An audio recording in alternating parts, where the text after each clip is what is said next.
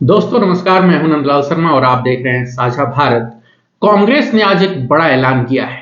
महाराष्ट्र और हरियाणा के बाद जो एक नाउम्मीदी जो जनता की मांग थी, लोग निराश हो रहे थे, उन्होंने जो मांग की कि कांग्रेस ईवीएम के खिलाफ प्रोटेस्ट क्यों नहीं करती, बैलेट पेपर की मांग क्यों नहीं करती, आंदोलन क्यों नहीं करती, तो इसको लेकर के कांग्रेस ने एक बड़ा ऐलान किया है। ऐलान यह है कि कांग्रेस अब ईवीएम को हटाने के लिए आंदोलन करेगी और बैलेट पेपर की मांग करेगी। मल्लिकार्जुन खड़गे ने जो है आप 26 नवंबर को उन्होंने दिल्ली के ताल कटोरा स्टेडियम में ये ऐलान किया और उन्होंने कहा कि जो कांग्रेस को वोट मिल रहा है वो बेकार जा रहा है। तो महाराष्ट्र में जिस तरीके का खेला हुआ, जिस तरीके की ईवीएम में हेराफेरी के आरोप लगे, जिस तरीके से हरियाणा में खेला हुआ उसके आरोप लगे, तो उसको लेकर के अब कांग्रेस लड़ने के मूड में है। कम से कम सोशल मीडिया पर तो जनता ये मांग कर ही रही थी कि कांग्रेस ईवीएम के खिलाफ क्यों नहीं लड़ती है। तो कांग्रेस ने इसके लिए एक बड़ी मीटिंग बुलाई है। 29 नवंबर को सीडब्ल्यूसी की मीटिंग बुलाई है और इस मीटिंग में कांग्रेस के नेताओं के साथ ये चर्चा होगी कि जो देश के राजनीतिक हालात हैं उस पर क्या करना चाहिए। ये साफ है कि कांग्रेस ईवीएम पर चर्चा करेगी और जो रिजल्ट आए हैं महाराष्ट्र के, हरियाणा के, उस पर चर्चा करेगी। अब देखिए, हरियाणा की जो हार हुई थी, जहां पर कांग्रेस हारी थी, तो वहां पर पार्टी ने कोई सीडब्ल्यूसी की मीटिंग नहीं बुलाई। जांच की बात कही गई थी कि जांच होगी, जांच करवाई जाएगी, लेकिन ऐसा नहीं हुआ और बस एक तरीके से प्रेस कॉन्फ्रेंस करके जो है मामला ठंडे बस्ते में डाल दिया गया। लेकिन कांग्रेस इस मामले में जो है पंजाब हरियाणा हाई कोर्ट गई है। वहां जो कांग्रेस के प्रदेश अध्यक्ष थे उदय भान, उनके नाम से एक अपील डाली गई है, एक याचिका डाली गई है सुनवाई के लिए और वहां पर जो है कांग्रेस कानूनी तौर पर लड़ेगी। लेकिन ये जो खड़गे का ऐलान है, ये आप देखिए कि कांग्रेस के स्टैंड से अलग है। अभी तक कांग्रेस अपने जो पार्टी का जो उसका एक तरीके से कहें दस्तावेज है, उसमें उसने ये लिखा है कि वो ईवीएम को बनाए रखने और 100% वीवीपैट की गिनती की मांग करती है।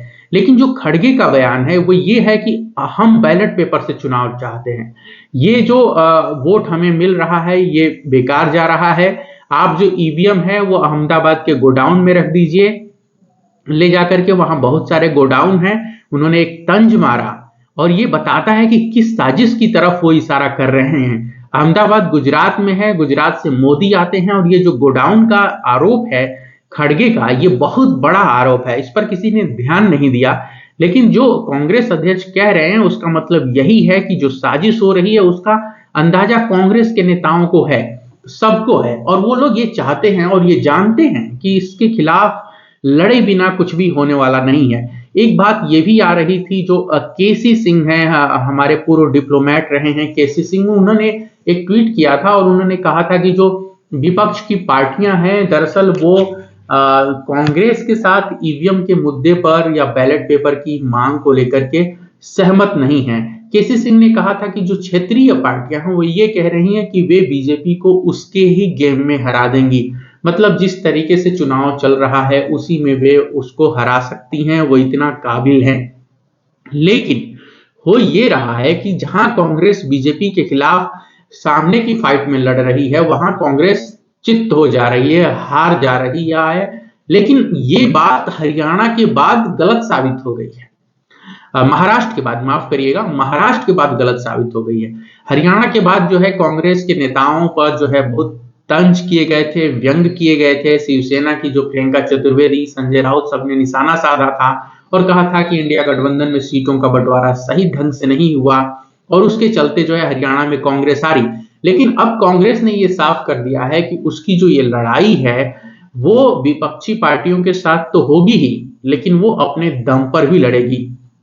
जैसे हम बात करते हैं नाना पटोले की, महाराष्ट्र कांग्रेस के अध्यक्ष थे। चुनावी हार के बाद उन्होंने इस्तीफे की पेशकश की लेकिन उनका इस्तीफा स्वीकार नहीं किया गया और अब जो बात सामने निकल के आ रही है कि नाना पटोले जो है 26 नवंबर को दिल्ली में थे, राहुल गांधी से उनकी मुलाकात होने वाली थी और यहां पर ये बात होने वाली थी कि क्या करना है, क्योंकि बहुत सारे वीडियो सोशल मीडिया पर आ रहे हैं जिसमें महाराष्ट्र के गांवों में जो है लोग एक तरीके से प्रोटेस्ट कर रहे हैं और कह रहे हैं कि ये जो सरकार है ये हमारे वोट से नहीं आई है, ये वो तो कहीं और से आया है, उन्हें नहीं मालूम। क्योंकि बहुत सारे लोगों को जो है अपने बूथ पर अपना डाला वोट नहीं दिख रहा है। बहुत सारे ऐसे छोटी पार्टियों के कैंडिडेट हैं, बहुत सारे बड़ी पार्टियों के कैंडिडेट हैं, और कहीं कहीं तो ऐसा हुआ है किसी गांव में कि जहां पर जो है 300 लोग हैं, 400 वोट हैं, लेकिन वोट पड़े हैं, वोट गिने गए हैं 624, और वोट पड़े हैं कुछ और, गिने जा रहे हैं कुछ और ये लोकमत की एक स्टडी है, उसमें भी ये बात सामने आई है। इसके अलावा आप देखिए कि जो है दवायक ने एक स्टोरी की है, उसमें भी ये बात कही गई है कि 280 सीटों पर जो है हेर फेर हुआ है, जिसमें वोट कहीं ज्यादा गिने गए हैं, कहीं कम गिने गए हैं, और दवायर का ये कहना है कि 280 सीटों पर जो है वोट ज्यादा गिने गए हैं और 8 सीटें ऐसी हैं जहां कम गिने गए हैं, जबकि लोकमत का दावा है कि 95 सीटों में से 76 सीटों पर जो है आप देखिए कि वोट ज्यादा गिने गए हैं और बाकी सीटों 19 सीटों पर जो है कम गिने गए। तो इस तरीके के आरोप आ रहे हैं, अलग अलग जांच में सामने आ रहे हैं, अलग अलग रिसर्च में सामने आ रहे हैं, लेकिन जो कांग्रेस का ऐलान है उसने ये कहा है कि भारत जोड़ो यात्रा जिस तरीके से कांग्रेस ने निकाली, पहली निकाली, दूसरी निकाली, उसी तरीके से वो ईवीएम के मामले पर जो है आंदोलन करेगी, और इसके लिए वो टीएमसी और तमाम क्षेत्रीय पार्टियों से बात करेगी। तो कहने का मतलब यह है कि जनता जो मांग कर रही है कि राहुल गांधी ईवीएम के खिलाफ क्यों नहीं लड़ते, सवाल पूछती थी कि क्या कर रही है कांग्रेस, हरियाणा हार गए, महाराष्ट्र हार रहे, कर क्या रहे हैं। तो अब कांग्रेस ने जो जनता के सवाल का जवाब दिया है। देखना यह है कि यह आंदोलन शुरू कब होता है, क्या वो बिहार चुनाव से पहले होगा, क्योंकि दिल्ली के चुनाव से पहले तो अगर कर भी सकते हैं तो आप, मुझे नहीं लगता कि इस पर कुछ होने वाला है, क्योंकि एक दिन में अगर प्रोटेस्ट करने से हालात बदल जाते तो बहुत सारे मुद्दों पर कांग्रेस और विपक्ष की पार्टियां प्रदर्शन की होती और चीजें बदल गई होती, लेकिन ऐसा नहीं हुआ। और अब जो होने वाला ये है कि कांग्रेस कितना बड़ा आंदोलन करती है, इसको लेकर के सबकी निगाहें रहेंगी। तो ईवीएम के खिलाफ आंदोलन होने जा रहा है और कांग्रेस 29 नवंबर को बैठक करेगी और उसके बाद विपक्षी पार्टियों से बात करेगी, चाहे वो टीएमसी हो सकती है। समाजवादी पार्टी के अखिलेश यादव ने तो संसद में ये कह दिया था कि हम जीत कर ईवीएम से आएंगे और ईवीएम को हटा देंगे। तो उनका स्टैंड क्लियर है कि वो ईवीएम को हटाने के खिलाफ है। बाकी पार्टियां जो, अब देखिए स्टालिन है, उनसे बात करनी पड़ेगी। महाराष्ट्र के तो शिवसेना के जो उद्धव ठाकरे हैं और शरद पवार, उनकी हालत आप देख ही रहे हैं। उनकी पार्टियां कह रही हैं कि ईवीएम का जो है रिजल्ट आया है महाराष्ट्र में। इसके अलावा बच गई ममता बनर्जी। तो अगर ममता बनर्जी तैयार हो जाती हैं, हालांकि वैसे भी वो इंडिया गठबंधन का आधिकारिक तौर पर हिस्सा नहीं है, बंगाल में वो अकेले चुनाव लड़ी थी, तो देखना होगा कि कांग्रेस उनका कितना लिहाज करती है। अगर नहीं करती है तो हो सकता है कांग्रेस आगे अकेले निकले। और कांग्रेस एक ऐसी पार्टी है कि अगर उसने बायकॉट कर दिया तो पूरी दुनिया, जैसे कि अगर कांग्रेस ये कह दे कि ईवीएम से चुनाव होगा तो हम नहीं लड़ेंगे, तो इसका असर पूरी दुनिया में होगा, क्योंकि कांग्रेस यहां पर एक ऐसी पार्टी है जो नेहरू की पार्टी है, जो इंदिरा की पार्टी है, जो यहाँ 50 साल राज कर चुकी है, जिसने भारत में लोकतंत्र को एक तरीके से जनमानस में बिठाया, जनता के मन में बिठाया, सबको वोटिंग राइट्स दिए। पूरा प्रोसेस 70 साल तक चलता रहा और जब नरेंद्र मोदी आए तो ये सवाल उठने लगे, चुनाव प्रक्रिया पर सवाल उठने लगे।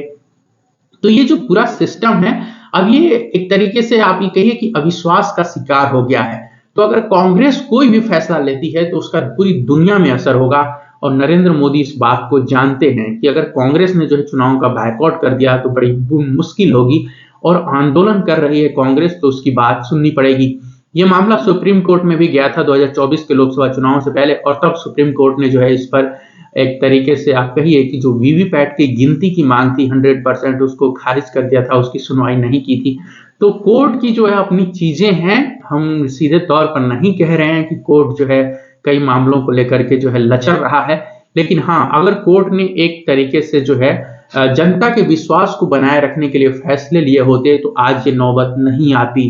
कोर्ट कह सकती थी कि आप 100% वीवीपैट की तो नहीं, तो कम से कम 10, 15, 20% तो मिलान करिए, 25% मिलान करिए, ताकि चीजें ज्यादा स्पष्ट हों।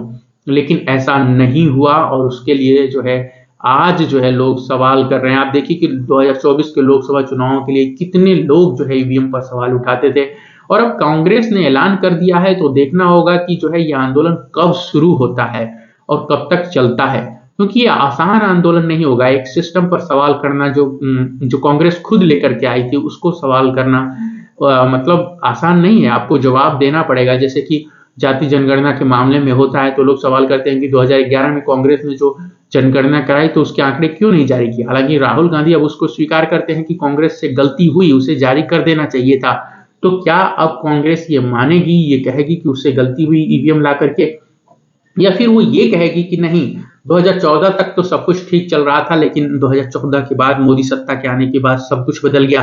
तो कांग्रेस ने जो ऐलान किया है कि ईवीएम के खिलाफ और बैलेट पेपर की मांग को लेकर वो भारत जोड़ो यात्रा की तरह बड़ा आंदोलन करेगी, पूरे देश में आंदोलन करेगी। तो इस पर सभी की निगाह रहने वाली है और आने वाले दिनों में जो है कांग्रेस इस मुद्दे पर आगे बढ़ेगी। अभी संसद का जो है पार्लियामेंट सत्र चल रहा है, वहां देखिए कि कांग्रेस को किस तरीके से बोलने नहीं दिया जा रहा है, अडानी का नाम लेना गुनाह है।